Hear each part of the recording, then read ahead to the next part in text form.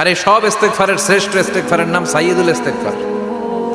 যত ইস্তেগফার হতে পারে এর মধ্যে সবচেয়ে শ্রেষ্ঠতম ইস্তেগফার নাম কি? কথা কন। বুখারীর বর্ণনা, শাদ্দাদ ইবনে আউস রাদিয়াল্লাহু তাআলা আনহু বর্ণনা করেন, এই সাইয়্যিদুল ইস্তেগফার দিনের বেলা যে পড়বে ওই দিনে মারা গেলে সে জান্নাতি।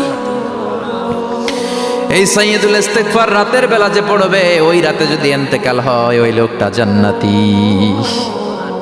মুখস্থ আছে না? কার কার মুখস্থ হাত তুলেন। মাশাআল্লাহ, তাবারাকাল্লাহ, মাশাআল্লাহ, মাশাআল্লাহ। আর যাদের নাই তাদের হোমওয়ার্ক, তাদের আল্লাহুম্মা আনতা রাব্বি লা ইলাহা ইল্লা আনতা খালাকতানি ওয়া আনা আবদুক ওয়া আনা আলা আহদিকা ওয়া ওয়া'দিকা মাস্তাতা'তু আউযু বিকা মিন শাররি মা সানা'তু আবুউ লাকা বিনি'মাতিকা আলাইয়া ওয়া আবুউ লাকা বিযামবি ফাগফিরলি ফাইন্নাহু লা ইয়াগফিরুদ যুনুবা ইল্লা আনতা।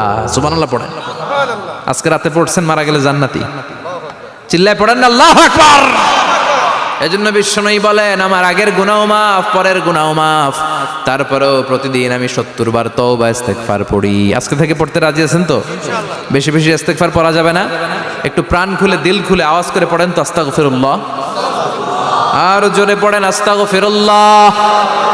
আবার সবাই পড়েন আস্তাগফিরুল্লাহ।